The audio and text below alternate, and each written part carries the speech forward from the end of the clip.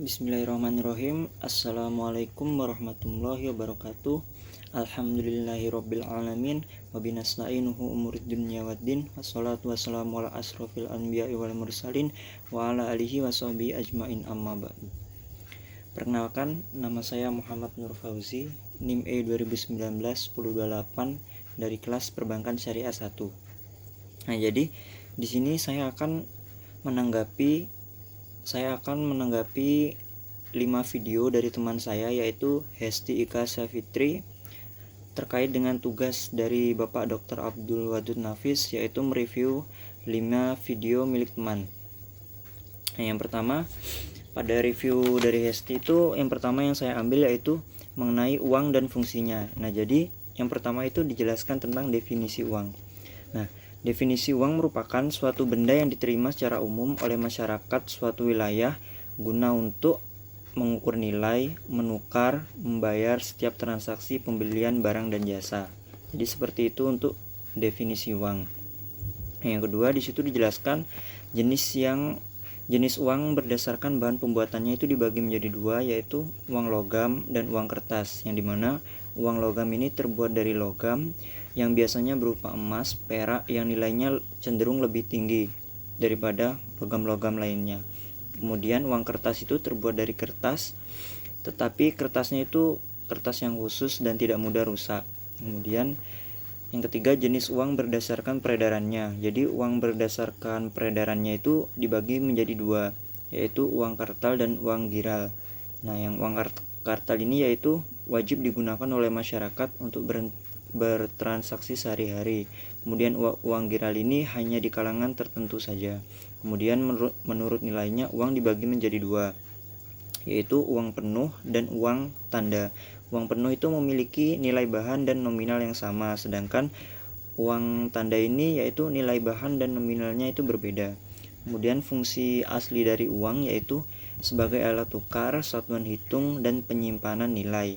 Kemudian fungsi turunan uang dijelaskan di situ yaitu sebagai alat pembayaran yang sah, pembayaran utang, penimbun kekayaan, pemindah aset, dan sebagai pendorong perekonomian.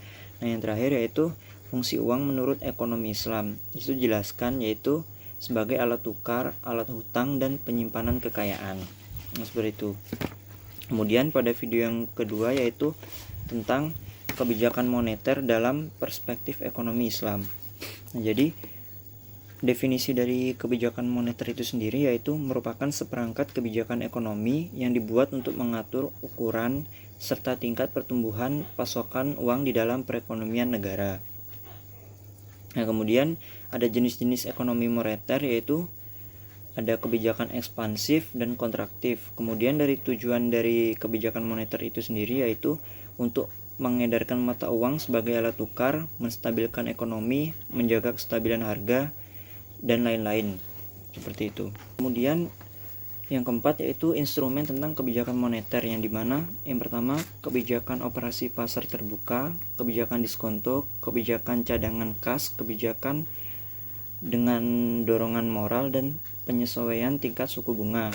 Kemudian mazhab yang digunakan pada instrumen kebijakan moneter ini yaitu mazhab istihaduna dan mazhab Mashim, seperti itu. Nah, kemudian untuk menanggapi video yang ketiga yaitu mengenai kebijakan fiskal di dalam perspektif ekonomi Islam.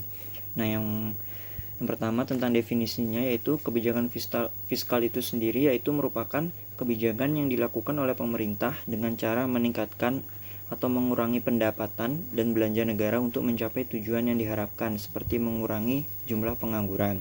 Nah, kemudian salah satu tujuan dari kebijakan fiskal ini yaitu mencegah pengangguran, mendorong laju inflasi, mendorong laju investasi untuk mewujudkan keadilan sosial. Nah, jenis dari kebijakan fiskal ini ada dua, yaitu ekspansif dan kontraksional.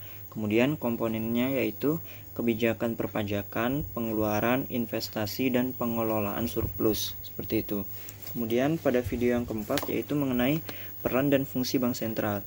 Nah, jadi bank sentral itu merupakan sebuah instansi yang memiliki tanggung jawab atas kebijakan moneter di suatu negara. Nah, tujuannya dari bank sentral itu sendiri yaitu mencapai dan memelihara kestabilan nilai rupiah, seperti itu. Nah, kemudian dijelaskan tugas dari bank sentral yaitu yang berkaitan dengan pemerintah, salah satunya yaitu mengatur kas pemerintahan, membantu proses lelang dan penyediaan kredit terhadap pemerintah. Sedangkan tujuan bank sentral dalam perbankan yaitu sangat banyak, diantaranya melakukan pembinaan semua bank yang ada, melakukan pengembangan kredit yang sehat, melakukan pengaturan, pengontrolan, dan pengawasan jaringan pada perbankan. Seperti itu.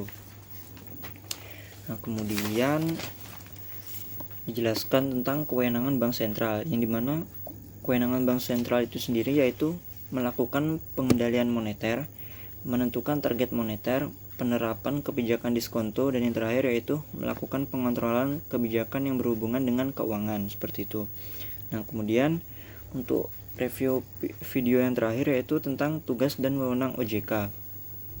Jadi definisi dari OJK atau Otoritas Jasa Keuangan itu sendiri yaitu lembaga independen yang mempunyai fungsi, tugas, dan wewenang untuk pengaturan, pengawasan, pemeriksaan terhadap industri jasa keuangan secara integrasi, seperti itu. Nah, untuk asas dari OJK itu sendiri yaitu ada asas independensi, asas kepastian hukum, asas kepentingan umum, asas keterbukaan, asas integritas, dan asas akuntabilitas. Nah, jadi untuk tujuan dari OJK itu yaitu melakukan pengaturan dan pengawasan kegiatan jasa keuangan, seperti itu. Nah, yang terakhir yaitu terkait dengan wewenang OJK itu yang pertama menetapkan peraturan perundang-undangan di industri jasa keuangan, kemudian membuat dan menetapkan pengawasan di industri jasa keuangan, kemudian membuat dan menetapkan kebijakan tentang pelaksanaan dan tugas OJK atau Otoritas Jasa Keuangan, dan yang terakhir yaitu OJK itu berwenang memberikan dana atau mencabut izin usaha perusahaan dan menetapkan penetapan lain dalam perundang-undangan di sektor jasa keuangan, seperti itu. Nah, mungkin cukup sekian review tanggapan UAS dari saya. Kurang lebihnya mohon maaf, jika ada kata-kata yang salah mohon dimaafkan. Wassalamualaikum warahmatullahi wabarakatuh.